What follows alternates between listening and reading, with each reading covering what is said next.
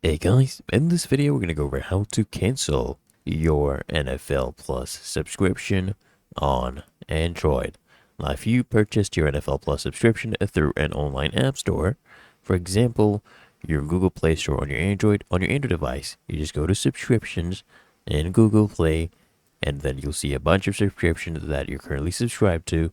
You just select the subscription you want to cancel, and then you want to tap on the cancel subscription option and then just follow the on-screen instructions. Honestly, it's really that easy and simple.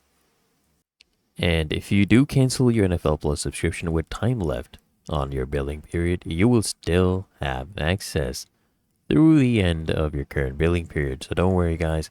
Canceling your subscription, will not stop your, access, right?